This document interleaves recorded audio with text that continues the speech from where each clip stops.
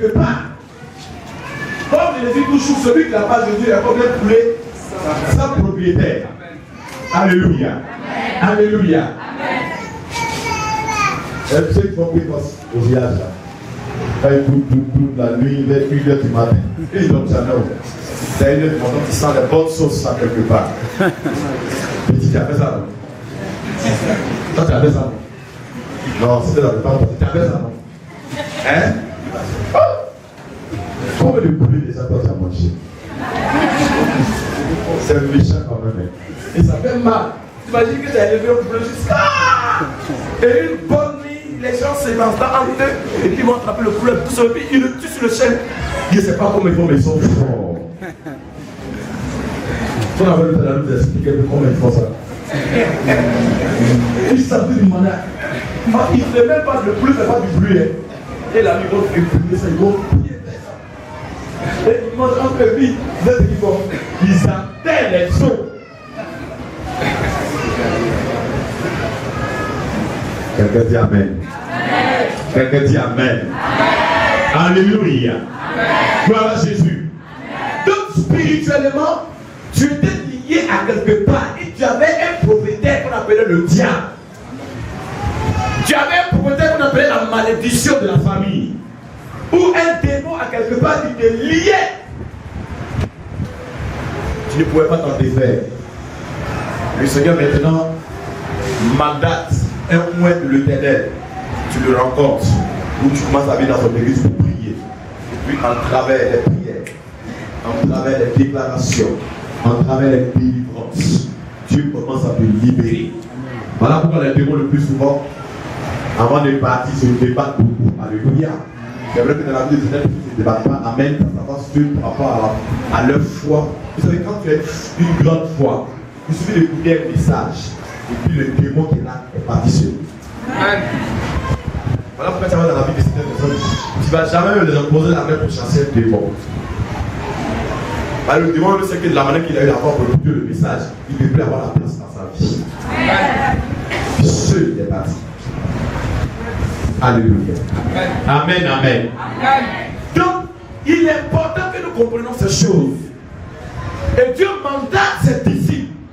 Il dit allez-y, détachez-les. Comme il a mandaté un homme de Dieu, ou c'est des hommes de Dieu. Et quand ils arrivent, ils ne demandent pas la vie du propriétaire. Ils s'en foutent de lui. Eux, ils les prennent par force. Ils les délivrent par force. Par la puissance de cet esprit. Par l'onction de cet esprit. Par les prières qui font des proclamations. Par les délivrances et des révélations. Par les actions prophétiques. Eux, ils les prennent des femmes. Ils les libèrent avec des forces. C'est normal que les propriétaires se plaignent. Et Jésus a bien dit, quand les voleurs ont dit, qu'est-ce qui se passe? Pourquoi pleurer le blanc? Il répond simplement que le maître, il a bien dit que le maître, ce qui se dit que toi là, ton vrai maître là, ce n'est pas un démon. Celui qui t'a créé, ce n'est pas un démon, il est Dieu. Voilà pourquoi Jésus a dit, dites à la personne au propriétaire, ceux qui pensent que c'est eux qui l'ont créé, ceux qui pensent que c'est eux qui l'appartiennent, dites-les que le maître en a besoin. Alléluia. Amen. Alléluia. Amen. Effectivement, les propriétaires sont sortis. Il dit, mais qu'est-ce qui se passe? Pour nous le voler ou bien? Non, on ne comprend pas. Comment c'est le maître qui a besoin? Celui qui l'a créé là, celui qui a besoin. Alléluia. Amen, amen. Amen. Voilà pourquoi je vous ai toujours dit ici que la liberté d'un homme ne se négocie jamais. Mais la liberté s'arrache toujours. Amen. Il faut être un conquérant pour comprendre ce genre de langage. Amen. Tant que tu vas négocier les démons de ta famille, tu ne vas jamais être libre. Tant que tu vas négocier la pauvreté, tu ne vas jamais être libre de la pauvreté. Tant que tu vas négocier avec certaines choses, tu ne vas jamais être libre. Mais le jour que tu vas commencer à comprendre, tu vas prendre tes responsabilités, tu vas commencer à prendre une résolution forte. Tu vas commencer à te rebeller contre ces esprits-là, ces jours-là. Donc on va dire, ah vraiment, la personne va la reconnaître. Alléluia. Et ils vont commencer à dire, ok, on a compris tout. Et donc, il faut faire. Mais tant que tu vas négocier avec eux, nonchalant, en étant nonchalant, en étant je ne sais pas quoi, alléluia, en ne te donnant pas réellement comme il se doit, en ne participant pas au programme de prière tout entier. Mon ami, Jésus a dit quoi là? Il dit depuis le temps de Jean-Baptiste, le royaume des cieux est quoi? Est forcé. Il dit quoi? C'est les violents qui s'en emparent. Comprenez le langage de la Bible, c'est important. Amen. Je dis aussi qu'il y a quelque part que prier sans cesse. Je me pose des questions juste aujourd'hui en tant que pasteur. Quand je dis prier sans cesse là, mais on est délivré, on est guéri. Il y a encore prier sans cesse. C'est des questions que je me pose. Vous savez qui était la veillée, la dernière dimension, j'ai expliqué que j'arrivais à demander à Dieu de me protéger. Parce que quand Dieu vous élève, vous aurez des ennemis. Quand Dieu vous élève, il y a des adversaires coriaces plus forts. Je vais vous rencontrer. Qui chercheront à vous détruire, à détruire votre image, à détruire la bénédiction que Dieu vous a donnée. Voilà pourquoi la dernière prière que j'arrivais à faire, il dit Éternel, étends ta main sur moi et éloigne-moi du malheur. De telle sorte que je ne sois pas dans la souffrance. Malheureusement, je ne sais pas. Je sais beaucoup qui sont derrière la veille. Donc quand Jésus dit prier sans cesse, ça veut dire beaucoup de choses. Et que toi, dans les demi, tu as prié. Dieu t'a libéré. Dieu t'a béni. Alléluia. Et puis tu as baissé les bras. Mais quand le Seigneur dit prier sans cesse, qu'est-ce que ça veut dire? Ça rencontre beaucoup de choses. Même en étant béni, c'est là maintenant que le diable va pouvoir t'attaquer. Parce que le diable sait que tu es devenu important. Parce que le diable sait qu'en travers toi, beaucoup seront délivrés, beaucoup seront sauvés. En travers toi, ceux qui l'avaient maintenu à quelque part, tu vas commencer à les aider. Donc il devient quoi? Un danger pour lui-même. Donc il va doubler encore son onction pour te détruire. Il dit prier sans cesse. Mais le problème c'est que quand Dieu commence à les visiter, la vie des prières ne leur dit plus rien. Oh, c'est le danger, c'est mal connaître Dieu. Mais ce n'est pas comme ça de ce matin. Alléluia. Amen. La Bible de Jésus dit allez-y et déliez-le. Tous ceux qui s'opposeront, dites-leur que le maître en a besoin. Et quand ils ont dit le maître en a besoin, est-ce qu'ils ont encore parlé? Non, pas oui, non, rien dit. Alléluia. Amen. Gloire à Jésus. Amen. Donc, j'ai décrit cette image pour vous présenter comment est-ce que Dieu travaille. Dieu pointe des hommes de Dieu qui envoie ce nom de Dieu vers vous. Alléluia. Vous venez dans l'église de cet homme de Dieu là, et Dieu, à travers son serviteur, vous libère. À quelque part, donc vous êtes attaché, vous êtes lié, vous n'avez pas vos pouvoirs. Vous n'êtes rien, certainement. Ou bien vous êtes malade, vous êtes oppressé par des démons. Et en travers son point, il vous libère. Alléluia. Gloire à Jésus. Amen. Et quand les esprits de vos familles, de là où les gens étaient dans le captivité veulent se lever, quand vous les dites, c'est le maître qui en a besoin, c'est lui qui m'a envoyé. Je suis son service au loin. Il reste tranquille. Parce qu'ils reconnaissent, même les démons reconnaissent la Seigneurie de Jésus-Christ. Amen. Et voilà pourquoi la Bible dit, c'est pourquoi Dieu l'a élevé. Alléluia. Amen. Il a donné le nom qui est au-dessus de tout nom, afin que tout ce que toute l'âme professe que Jésus-Christ est Seigneur à la gloire.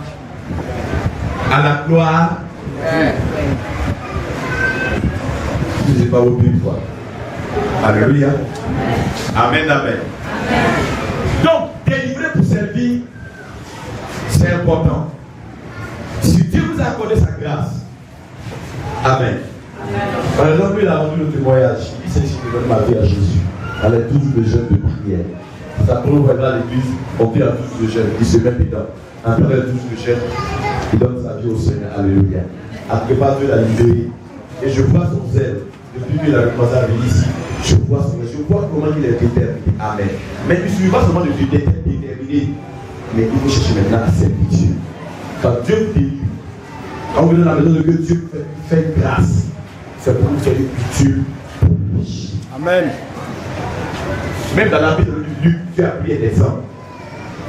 Il y avait un arbre qui était là qui ne portait pas de fruits. Entre Dieu, il avait planté. L'arbre était dans le champ de Dieu. Et la dernière s'est dit, coupez-le, jetez-le, coupez-le, brûlez. Il y a un qui s'est plaint pour dire non, pardon, qui a négocié avec lui, non. On va essayer de mettre en grève aux alentours. Et jusqu'à peut-être l'année prochaine, on voit s'il va produire. S'il ne produit pas, on va vraiment couper comme tu as demandé. Alléluia. Amen. Quand Dieu commence à vous faire du bien, à vous bénir, et que vous n'êtes plus utile pour Dieu, et que vous n'êtes pas utile, vous n'êtes pas serviable, il se peut que ce que Dieu a commencé puisse être suspendu. Ça peut même sécher à quelque part. délivré pour servir.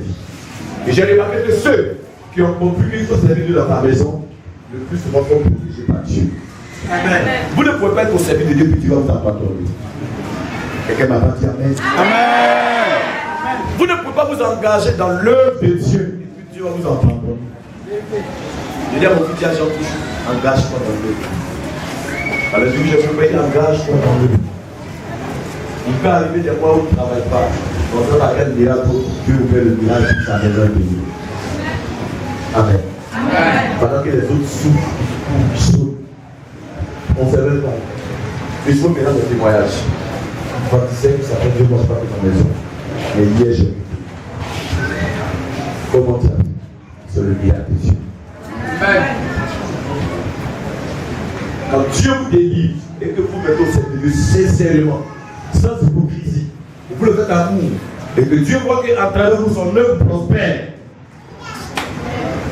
c'est quelque chose dans lequel Dieu peut chacun vous abandonner. Vous sortirez toujours. Vous n'avez pas besoin de prophétie d'une quelconque prophète, mais d'une quelconque prophétesse. Ce qui fait sincèrement, vous n'avez pas besoin de prophétie. Dieu seul. Et que c'est ta réussite qui sera dans ta prophétie, quoi. Ton succès sera dans ta prophétie. Amen. Alléluia. Amen. Alléluia. Amen. L'agneau a été libéré, délivré de son emprise, de ses propriétaires qui le maintenaient dans un esprit de pauvreté et de limitation très grave. Qu'elle était délivrée, puisque aucun homme ne s'est assis dessus.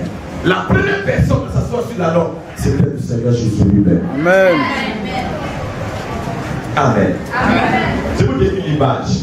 La Bible dit qu'on a amené la langue, ils ont mis des pailles, des vêtements sur la langue. Alléluia. Amen. Ça veut dire qu'ils ont habillé la langue. Alléluia. Amen. La langue est devenue, ils l'ont habillée. Et qu'est-ce qui s'est passé? Le Seigneur maintenant est monté sur la langue. Et la Bible dit que là où c'était, jusqu'à Jérusalem, ils ont mis des pailles. Moi, je ne sais pas où les gens ont trouvé les pailles. Hein. Je ne sais même pas comment Dieu s'est arrangé. Mais ils ont mis des pailles, comme on peut dire, un tapis présidentiel, jusqu'à dans Jérusalem. Et ça criait Hosanna, loué soit celui qui vient, loué soit. Etc. On commence à glorifier Dieu. Mais ce que vous ne comprenez pas, c'est que j'avais entendu ces gens de l'histoire. Mais je vais délivrer quelque chose de quoi. Ce que vous ne comprenez pas dans cette histoire, c'est que la Bible dit que la personne est montée là-dessus. Aucun homme, depuis que l'anneau est né, depuis qu'il existe. Amen. Amen. La première fois de toute sa vie, c'est le Seigneur lui-même, Dieu lui-même qui monte sur lui. D'abord, on le libère de là où il était, et de deux, il sera maintenant utile pour le Seigneur. C'est ce que le Seigneur vous demande. Le Seigneur lui-même monte sur lui. Il ne sait pas dire pourquoi tu montes sur moi. Pourquoi est-ce que moi tu montes? Quand plusieurs personnes, Dieu les a délivrés de quelque part. Quand on dit serve Dieu, ils se plaignent. Ou même ils occupent peut-être une certaine responsabilité, ou ils sont dans un département avec un responsabilité, ils se plaignent. Pour que toi Dieu te délivre, c'est pas plein, mais toi, ton tout, pour que tu puisses le servir, tu te plains. Non, c'est trop, les activités sont trop. Non, je suis trop fatigué, je suis trop fatigué, Si Dieu disait qu'il est trop fatigué, tu n'allais pas être où tu es aujourd'hui. Tu n'allais pas être guéri de ta maladie. Tu n'allais même pas avoir un enfant. Tu n'allais même pas avoir un mari. Tu n'allais même pas être béni. Si Dieu se plaignait beaucoup, mon ami, nous là, nous sommes les hommes les plus difficiles, surtout chrétiens. Chrétiens. Alléluia. Amen, amen. La note c'est pas bien pour dire pourquoi sur moi on va monter. Mais pourquoi tu montes sur moi? Non, il a été servi. Quand Dieu vous délivre, vous devez être servi maintenant pour le Seigneur. Entrer dans les départements, servir Dieu. Faites des choses pour faire avancer l'œuvre du Seigneur. Parce que Dieu vous a fait du bien. Tout ce que vous pouvez faire, c'est servir Dieu. Alléluia. Amen. Amen. Gloire à Jésus. Amen. Gloire à Jésus. Amen. Ça fait 3 ans, 4 ans, c'est demande des gens qui prient. On les a jamais vu dans un débat. Ça ne les dit rien. Peut-être que c'est ça que Dieu attend. Pour pourquoi tu es béni, même tu ne sais pas. Maintenant tu dis non, Dieu ne m'a pas encore béni. Oh, Dieu t'a déjà béni. La bénédiction n'est pas seulement matérielle ou financière. La bénédiction peut être spirituelle. Si Dieu ne vous bénit pas spirituellement, jamais il n'y aura pas de bénédiction physique. Il faut que tu comprennes ces choses. Alléluia. Amen, amen. Vous avez servi Dieu, c'est des sacrifices. C'est des sacrifices. Je sais que j'ai une réunion avec les hommes de mon département, ou même mon département a eu une réunion. Alléluia. Je suis au boulot. Je suis comme les sacrifices pour être là. C'est vraiment important ces choses. Et quand vous prenez cela à cœur, vous prenez le Dieu à cœur, vous le faites avec un certain amour dans votre cœur, avec une certaine détermination. Quand Dieu vous regarde, il sait que vraiment tu as compris le sens de le servir. Dieu voit que tu es serviable, que tu ne te plais pas, tu es rempli d'amour en le faisant. Tu ne boudes pas, tu ne cherches pas à raisonner trop comme certains font le faire, mais tu le fais d'une manière en te soumettant. Oh, quelle grâce, quelle bénédiction, quelle élévation tu vas te réserver. Il t'élèvera plus, il te bénira plus, il augmentera ton salaire, il te permettra même d'avancer dans ton travail. Tu auras des nominations de par-ci par-là. Tes affaires vont prospérer. Mais beaucoup d'entre nous n'ont pas compris ça. Alléluia. Beaucoup n'ont pas compris ça. Délivré pour servir. Amen. Quand nous lisons la Bible, dans le livre de Luc chapitre 8, on nous parle de quelques femmes qui ont connu Jésus. Et qu'en travers du ministère de Jésus, le ministère des Affaires du bien, la Bible dit de au service du Seigneur. Cette mari n'était pas converti, hein. Il y avait une qui s'appelle Jeanne. Son mari était intendant de Hérode, un homme important dans le pays. Mais elle a décidé de mettre sa vie au service du Seigneur. Les gens dans la Bible ont compris ça. Ça a sauvé leur famille, ça a sauvé leur famille, ça a protégé les enfants, ça a protégé les affaires, ça a protégé les biens. C'est de nos jours. Il faut qu'on transmette pour oublier quelqu'un. Pour que la personne comprenne qu'on doit servir Dieu. Et à chaque fois qu'on doit se pour servir Dieu, il n'y aura pas de bénédiction là-dedans. Dis Amen. Amen. Dis à quoi Amen. Amen. Amen. Amen. Alléluia. Amen. Alléluia. Amen. Alléluia. Amen. Il y avait des gens dans la Bible, dans le Nouveau Testament, qui ont servi le Seigneur dans le secret. On n'a même pas entendu parler d'eux. Mais c'est rare fois qu'on a entendu parler d'eux. Mais dans le secret, ils servaient le Seigneur. Ils soutenaient l'œuvre du Seigneur. Ils se donnaient dans le secret. Ils le faisaient sans même qu'on le voie. Mais l'histoire parle du jusqu'aujourd'hui. Amen. Amen. Vous ne pouvez pas rencontrer le Seigneur sans que le Seigneur vous libère de quelque chose. Ça peut arriver que la délivrance peut prendre un processus, un très long processus, sur même des mois, sur même des années, avant que tu le travailles. Mais tu peux rencontrer le Seigneur, il y a une délivrance à commencer au dans ta vie déjà. Amen. Et pour cette reconnaissance, tu dois être déjà au service du Seigneur. Alléluia. Amen. Amen. Amen. Gloire à Jésus. Amen. Amen. Amen. Amen. Que ton amen de ce matin là soit vraiment ainsi pour toi. Amen. Alléluia. Amen. Moi, quand j'ai mis mes pieds à l'église, j'ai rencontré mon père, il a prié pour moi. J'ai commencé à aller à l'église. Amen. La première des choses, c'est ici que j'ai éprouvé l'amour de ce Dieu. Puisque j'étais musulman, si j'ai éprouvé l'amour de ce Dieu, tout ce que je peux faire pour Dieu, c'est d'amener les gens à Jésus. Amen. Comme de la même manière, Dieu a permis que les gens m'amènent à Jésus, et c'est pourquoi j'ai fait. Amen. J'ai commencé à inviter les gens qui évangélisaient. C'est tellement nombreux de cet amour-là, je ne sais pas encore qu'est-ce que ça d'évangéliser. Je vais dire même au courant jusqu'au présent. Je ne peux pas rencontrer quelqu'un, on ne peut pas causer pendant 30 minutes sans que je ne te parle de Jésus. Moi, je ne peux pas passer une semaine sans parler de Jésus à quelqu'un, sans l'inviter à l'église. Il y a des personnes que j'ai gagnées en insistant. Pendant même 1 an, je leur dis, je lui parle de Dieu, je lui parle de Dieu.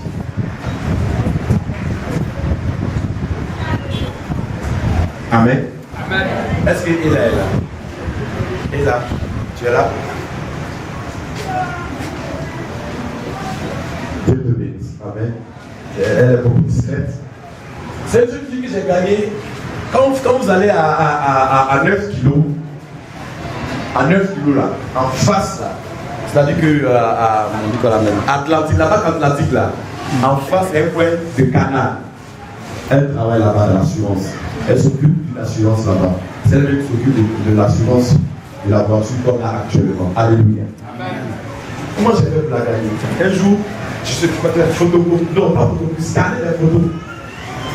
Scanner les photos. Mon père invité au stade, je devais partir. Mais après, Dieu m'a dit, c'est pas sa volonté. J'avais commencé les démarches. Mais après, le Seigneur m'a dit, c'est pas sa volonté. Il est bon de tout ce qu'on a voix du Seigneur. Donc, elle a scanné les photos. Et puis, depuis ce jour-là, ce même jour, je l'ai invité. Elle dit, non, on n'a pas le temps. Et à chaque fois, je passe. Quand je me dis, tu m'as dit, tu m'as fait pas venir. Ainsi de suite. Jusqu'à ce qu'aujourd'hui, près de 6 mois, même plus. Aujourd'hui, elle est reculée à l'église. Amen. Amen. Délivrée pour celle, sauvée pour celle. Moi, je ne peux pas passer une semaine sans parler de Jésus à quelqu'un. Même si je suis dans ma voiture, je parle de Jésus à quelqu'un. Je suis dans le taxi, je parle de Jésus à quelqu'un. On ne peut pas contre le nombre de chemins de taxi que moi j'ai évangélisé dans Bichon. Soit mon épouse trouve que j'exagère beaucoup. Alléluia. Depuis que j'ai compris ce Seigneur, c'est ce que j'ai dit, Seigneur. Moi, ce que je fais, c'est pour les autres. Oui, je fais. Il y a des gens qui travaillent, que Dieu a béni, qui travaillent, qui n'ont jamais vu un collègue. Il ne sait pas si vous cachez votre Jésus là, il ne sait pas. Si ça est dans la poche, vous pouvez vous cacher. Ou bien, je ne sais pas. Oui, c'est pas quelqu'un qui cache, en fait. On dit à Seigneur, il y a quelqu'un, et que toi là, tu viens sur l'église. Dieu ne voit même pas ton utilité. Dieu ne sait même pas. Et que tu sers à quoi même dans la maison de Dieu. Et j'ai promis à Dieu, il dit, Seigneur, si tu commences à me bénir, moi je vais investir dans ta maison. Et Dieu m'a donné témoin. La plupart des bénédictions que Dieu m'a données a été pour son œuvre. Alléluia. Alléluia. Gloire à Jésus. Amen, amen. Amen. Gloire à Dieu. Mais il y a plusieurs personnes parmi vous. C'est comme ça que ça a été. J'ai insisté sur l'évangélisation. Parler. Même deux frères me voient et me disent, ah, il fuit. Mais aujourd'hui, j'ai béni Dieu. Plusieurs sont assis. Amen. Amen. Même où ma fille a travaillé dans le même coin là, ses collègues là, je ne les laisse pas. À chaque fois que je viens, si elle a remarqué, je les invite. Non, je vais venir dimanche prochain. Je ne les vois pas dimanche prochain, mais je ne suis pas découragé. Le jour où je vais venir là-bas, ah mais tu m'avais dit, non, parce que tu sais, on est dessus. Il y a un jour là, quelqu'un va décider de venir. Comme certaines personnes parmi vous. Pose la question à ton âme. Est-ce que tu es utile à Dieu? Est-ce que tu es serviable? Est-ce que tu es serviable?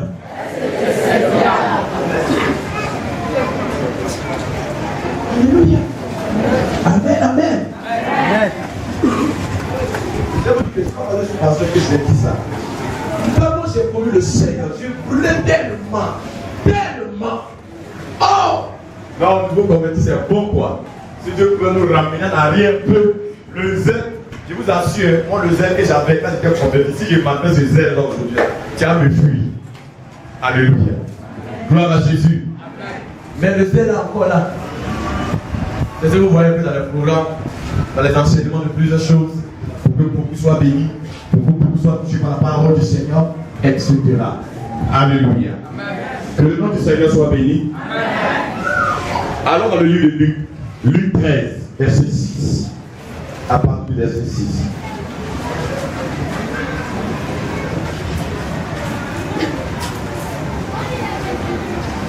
Luc 13, verset 6. À partir du verset 6. Luc 13, à partir du verset 6. Tu lis jusqu'à ce que je t'ai dit d'arrêter. Amen. Il dit aussi cette parabole. Un homme avait un figuier planté dans sa ville. Il vint pour y chercher du fruit. Ça arrête au verset 9. Et il n'en trouva point. Reprends, écoute bien, reprends bien. À partir du verset 6. Il dit aussi cette parabole. Il dit aussi, c'est quand on parle de paraboles, on parle souvent de quelque chose d'exemplaire. Alléluia. Qui ressemble. Voilà. Alléluia. Amen. Voilà. Parabole. Il parle en parabole, mais en réalité, il veut parler de lui-même. Lui-même qui est Dieu. L'arbre qu'il plante, qui est le chrétien que nous sommes. Quelqu'un m'a dit Amen, non? C'est ce qu'on appelle parabole. Des choses qui peuvent se ressembler. Et qu'il ne veut pas parler directement de lui, pour ne pas qu'on sache que c'est de lui. Mais quand il parle, celui qui est sage et intelligent, c'est que ce qu'il dit là, soit c'est par rapport à cette personne concernée, soit par rapport à lui-même. Ce qu'on appelle un peu la parabole. Alléluia. Amen. Reprends. Il dit aussi cette parabole. Il dit aussi cette parabole. Un homme avait un figuier planté dans sa vigne. Un homme avec, quand on parle d'un homme ici, il veut parler de lui-même Dieu. Il dit Dieu a planté un figuier dans son champ. Lis. Il vint pour y chercher du fruit. Mais quand le temps de la récolte est arrivé, il est parti pour chercher les fruits. Et il en trouva. Attends, les fruits de l'arbre, de la plante qu'il a plantée. Quand il est parti, malheureusement pour lui, cette plante n'a pas donné. Le figuier n'a pas donné. C'est toi-même là. Tu as sémé.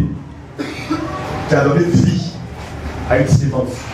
Tu as arrosé. Arrosé, c'est quoi? C'est la parole de Dieu. Elle me dit Amen. Amen. Et puis, elle a poussé. Elle est devenue bien. Maintenant, au retour, le maître attend pour aller cueillir le fruit pour manger. Pour que là, pour que le chrétien soit serviable. Malheureusement, pour le maître, il arrive, le propriétaire, il arrive, il n'y a pas de fruit. Il dit quoi? Et il n'en trouva point. Il n'en trouva point. Alors il dit au vigneron. Il dit aux vignerons, c'est nous les vignerons, nous que Dieu a établis en tant que pasteur. Quelqu'un dit Amen. Amen. Il dit aux vignerons, voilà 3 ans que je viens chercher du fruit à ce voilà figuier. 3 ans que je viens chercher. Si vous vous souvenez, les anciens vous vous souvenez, j'ai dit quand quelqu'un donne sa vie à Jésus, ça fait la 3e année le plus souvent que Dieu commence à venir. Maintenant, si les 3 ans dépassent, il y a 2 ans que tu te donnes maintenant qui fait 5 ans. À partir des 5 ans là, c'est fort possible que ta gloire se révèle aux nations. Et c'est pas si les anciens se souviennent de ce message-là. En fait, mon inspiration est partie de là. Amen. Quand tu es chrétien, voilà pourquoi vous venez à l'église, on est trop pressé. Dieu prend le temps de vous nettoyer, comme le chant le dit. Dieu va me prendre, il va faire quoi là? Qu'est-ce que vous dites là? Il va m'arranger. Mais Dieu, le temps que Dieu t'arrange là, ça fait prendre 3 ans ou 5 ans. Mais pendant ce temps que Dieu va t'arranger, tu es comme l'agile à la main du pontier. Mais si Dieu veut t'arranger, tu ne veux pas. Tu dis dans ses mains, tu dis tu ne veux pas. Tu fais ça, tu dis tu ne veux pas. Voilà, c'est la parole, tu ne veux pas. Tu raisonnes. Ça peut faire 10 ans que tu ne t'élévises. Hello. Sinon, en réalité, quand les chrétiens se convertissent, quand il s'agit de bénédiction, Dieu prend 3 années à te travailler. Tu ne vois pas la bénédiction. Oui, Dieu fait quelque chose. Mais il prend 3 ans pour travailler. Maintenant, dans le cas à la fin des 3 ans, Dieu n'a pas donné ce qu'il veut. Il met 200 dessus. Qui fait les 5 ans. Et après ces 5e année-là, c'est fort probable et fort possible que Dieu t'élève. Mais si les 5 ans sont compris que Dieu n'a pas béni, toi,